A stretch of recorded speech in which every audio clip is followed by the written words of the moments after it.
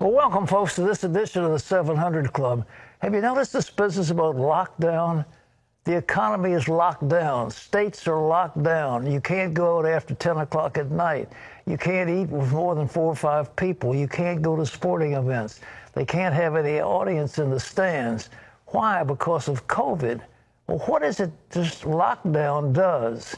I was reading a report on Hillsdale College that's very excellent. This publication called Imprimis.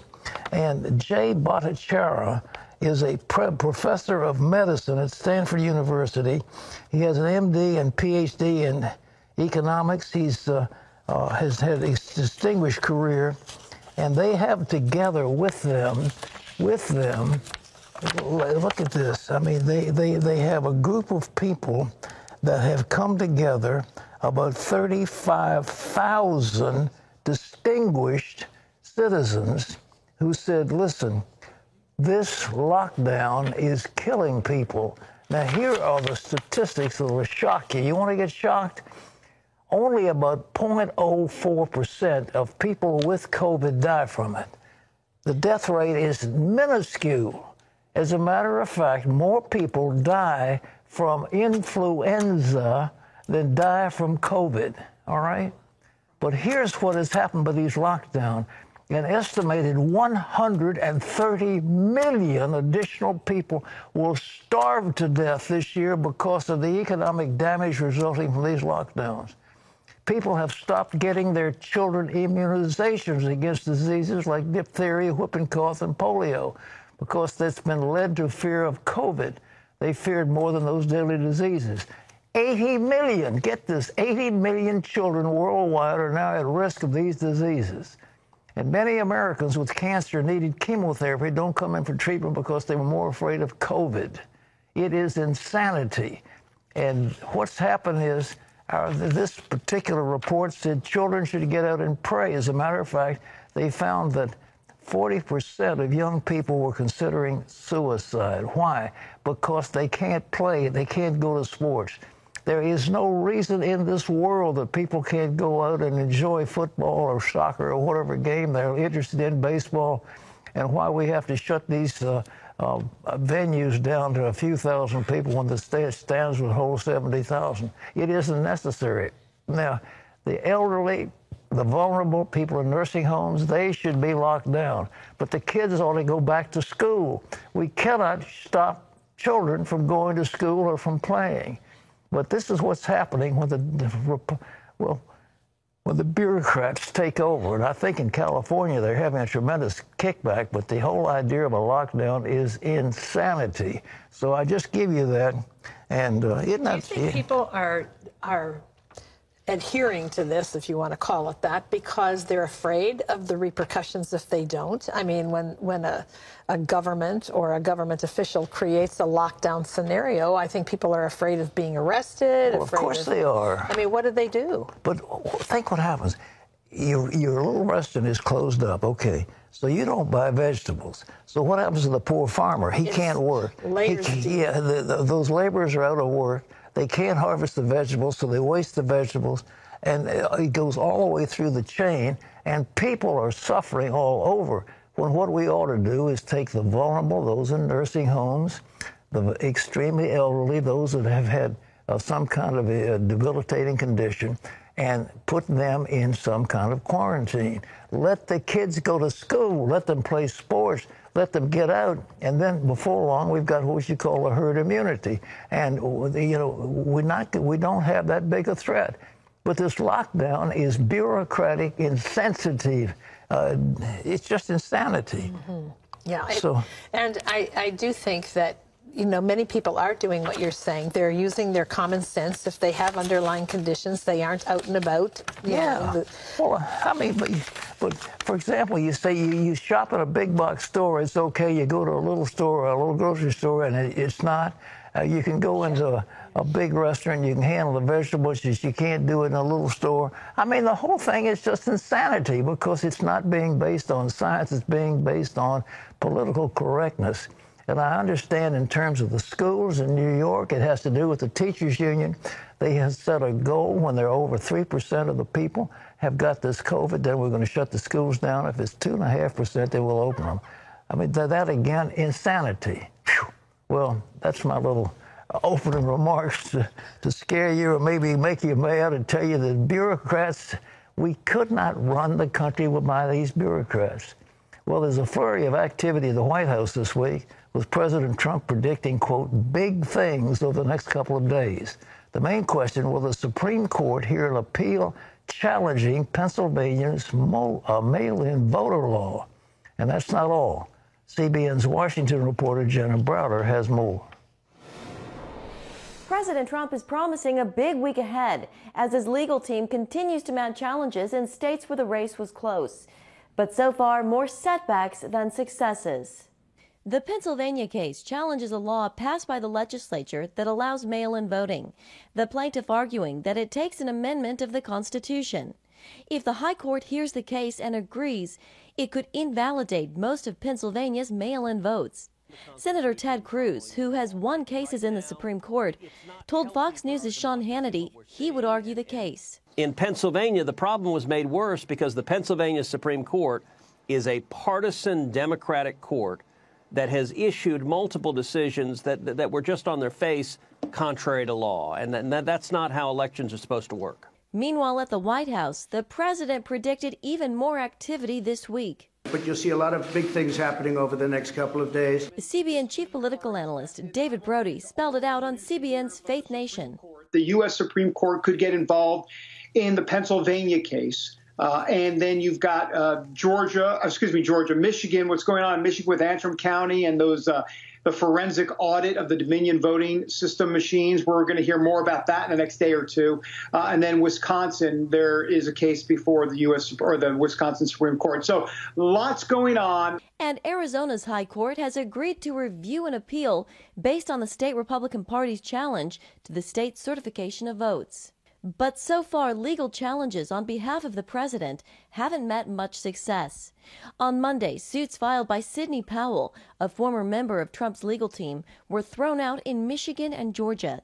The suits claimed rigged voting machines switched massive amounts of votes from Trump to Biden. Sidney Powell made their debut in Georgia court. Her case has been thrown out from the bench by the judge. He didn't even take the time to consider it. Her case was so bad, the federal judge literally threw it out of court from the bench. Despite the president's calls for the governor to intervene, Georgia's Secretary of State recertified the vote that gave Biden the state by nearly 12,000 ballots. We have now counted legally cast ballots 3 times, and the results remain unchanged. Today is the deadline for states to ratify their electors to qualify for safe harbor status. That means Congress must accept the slate of electors that have resolved their disputes. At the end of the day, though, the Supreme Court could be the wild card in this election. In Washington, Jenna Browder, CBN News. Well, in other news, Joe Biden continues to put together his potential cabinet. And one candidate has conservatives up in arms. John Jessup has more from Washington. That's right, Pat. Biden is considering naming retired 4-star Army General Lloyd Austin as Secretary of Defense. But it's his pick to head the Department of Health and Human Services that has conservatives sounding the alarm. As California's Attorney General, Javier Becerra has tried to require pro-life pregnancy centers to post advertisements for abortion and to force religious groups to pay for contraceptives. The Supreme Court ruled against those policies. The Reverend Albert Mohler, president of Southern Baptist Theological Seminary, said Becerra is a threat to freedom of religion. In his daily podcast, The Briefing, Mohler said, quote, "It would be hard to create, even in imagination, a nominee for this kind of position who would be of deeper concern for anyone who is pro-life, pro-marriage, or pro-religious liberty than Javier Becerra." If the GOP holds the Senate, Becerra's confirmation is expected to face strong opposition. Well, Biden's would-be foreign policy team would likely mark a profound change in its approach to a potentially explosive Middle East. CBN's Chris Mitchell reports from Jerusalem. Sunday marked the 3rd anniversary of President Trump's recognition of Jerusalem as Israel's capital. To celebrate, Israeli Prime Minister Benjamin Netanyahu put Trump's declaration alongside President Harry Truman's recognition of the newly born State of Israel in 1948. These 2 historic proclamations will never be forgotten They'll never be forgotten by the Jewish people and by the Jewish state. They will be cherished for generations. However, there are concerns that some of the advances made by the Trump administration could be changed or even reversed. So far, Joe Biden has indicated he would likely keep the U.S. Embassy in Jerusalem if he becomes president. But what about other Trump policies in the Middle East? Michael Oren is Israel's former ambassador to the U.S. With respect to Iran, both the former vice president and his running mate, Senator Harris, have said unequivocally that they intend to renew the Iran nuclear deal of 2015. If Iran returns to the levels of uranium enrichment established by that deal, it's not very difficult for Iran to do, and that means lifting sanctions, and that has profound ramifications for Israel in the Middle East. Netanyahu also noted other positive moves made by Trump on Israel's behalf. You recognize Israel's sovereignty over the Golan Heights. You recognize Israel's legitimate rights in Judea and Samaria. You proposed a realistic peace plan that acknowledges those rights and maintains Israel's ability to defend itself. You forged the historic Abraham Accords. Oren believes a Biden administration would not invest in those accords the way the Trump administration has. I don't think they're going to invest money, for example, in building the Israeli-Sudanese peace, because that belongs to the Trump era. And again, the emphasis will be on the Palestinian issue and not on the Abraham Accords. On the Palestinian front, Senator Harris has embraced a return to negotiations with the Palestinians and stated, "We are committed to a two-state solution, and we will oppose any unilateral steps that undermine that goal." That signals opposition to building in the Jewish communities in Judea and Samaria, the West Bank, and restoring funding to the Palestinian Authority.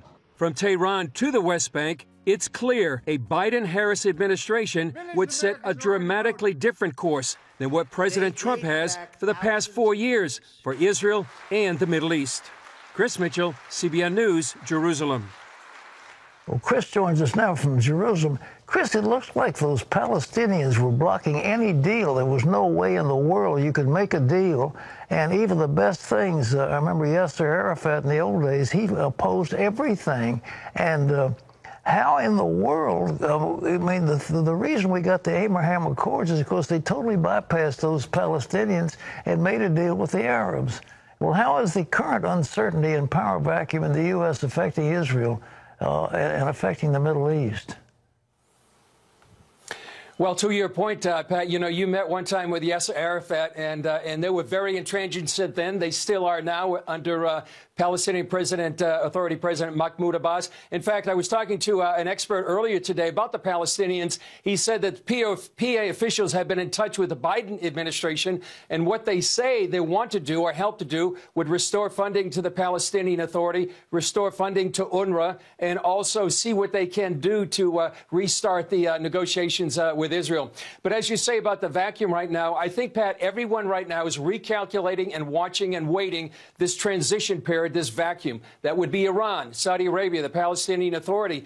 Yesterday, I asked Danny Danon, he's Israel's former ambassador to the UN, about this period, this vacuum. He said Iran's trying to take advantage of this period, but said that Israel will do whatever is necessary to prevent Iran from getting nuclear capabilities. He said he couldn't be any more clear than that. And they're keeping a watchful eye on Iran, especially now, Pat, after the assassination of Iran's top nuclear scientist about 10 days ago. And by the way, the other thing that people are calculating is I was in Ariel, that's in Samaria, Israel's biblical heartland, a few days ago, and they're building around the clock in case Biden comes in, becomes president, and he wants to stop building in Israel's biblical heartland.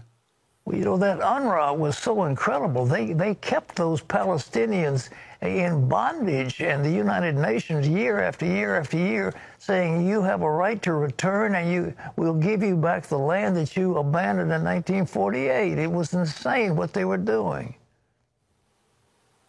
Exactly, and they were paying UNRWA millions of dollars, and they defunded UNRWA right now. And another thing, Pat, you know, generations of Palestinian children, we've documented this. We've had kids on camera saying, you know, I want to return to my homeland. I want to drive the Jews into the sea. So what this funding was doing was actually training, indoctrinating a generation of Palestinian students, whether here in Jerusalem, the West Bank, or Gaza, that they want to eliminate the state of Israel. And that's exactly what U.S.